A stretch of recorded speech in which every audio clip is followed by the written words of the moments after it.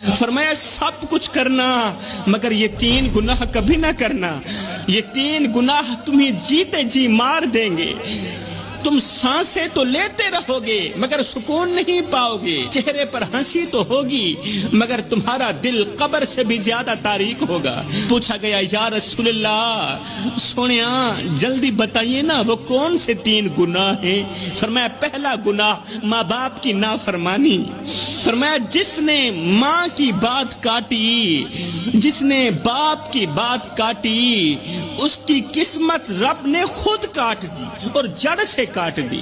جس کی زبان سے بوڑھے باپ کے لیے سخت الفاظ نکلے، اس کی دعائیں آسمان تک نہ پہنچی۔ ماں کی آنکھوں سے گرنے والا آنسو تمہاری پوری نسل تباہ کر سکتا ہے۔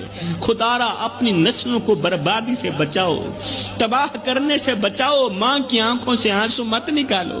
باپ کی خاموشی اگر بد دعا بن گئی تو تمہاری دعاؤں کو آسمان پر پہنچنے کا راستہ ہرگز نہیں ملے گا۔ جس نوجوان کی رات ماں کی فکر کے بغیر گزرے، اس کی صبح کبھی روشن نہیں ہوتی۔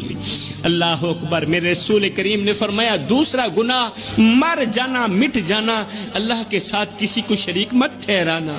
یہ وہ گناہ ہے جسے رب کبھی معاف نہیں کرے گا۔ جس نے تعویذ پر تو بھروسہ کیا، جس نے پرچی پر تو بھروسہ کیا مگر دعا پر بھروسہ نہیں کیا، جس نے پیر پر تو بھروسہ کیا مگر قرآن پر بھروسہ نہیں کیا، وہ رب کا نہیں، وہ گمراہی کا بندہ ہے، وہ تباہی کا بندہ ہے، وہ رب کا بندہ نہیں ہے۔ رب سب کچھ برداشت کرتا ہے مگر اپنے ساتھ کسی اور کو برداشت نہیں کرتا۔ تو میرے رسول کریم صلی اللہ علیہ وسلم نے فرمایا دوسرا گناہ اللہ کے ساتھ کسی کو شریک ٹھہرانا۔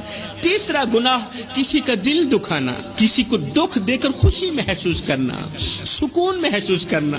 کسی کو اتنا مت ستاؤ کہ وہ اللہ کے سامنے تمہارا نام لے کر رو پڑے، کیونکہ جب مظلوم کی آہ عرش تک جاتی ہے نا تو ظالم کے محل مٹی میں ملا دیے جاتے ہیں، پھر طاقتوروں کے محل مٹی میں ملا دیے جاتے ہیں جب مظلوم کی آہ عرش تک جاتی ہے۔ وہ آنکھ جو رات کے اندھیرے میں بہتی ہے، وہ دل جو بے آواز تڑپتا ہے، وہ لب جو کچھ نہیں کہتے مگر خاموشی سے بد دعا ہی دیتے رہتے ہیں، قسم ہے اللہ پاک کی ان کی فریاد عرش کا دروازہ جا کھٹکھٹاتی ہے اور اپنی بات منوا کر ہی دم لیتی ہے۔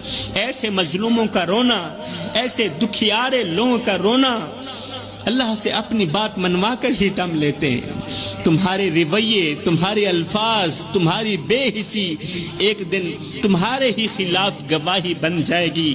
اس سے پہلے کہ کسی کی سستی تمہارے لیے لعنت بن جائے، فرمایا رک جاؤ، سنبھل جاؤ، اس سے پہلے رک جاؤ، سنبھل جاؤ، کیونکہ جو رب تمہارے دلوں کے حال جانتا ہے وہ مظلوم کے دل سے نکلی ہوئی آہ کو بھی جانتا ہے۔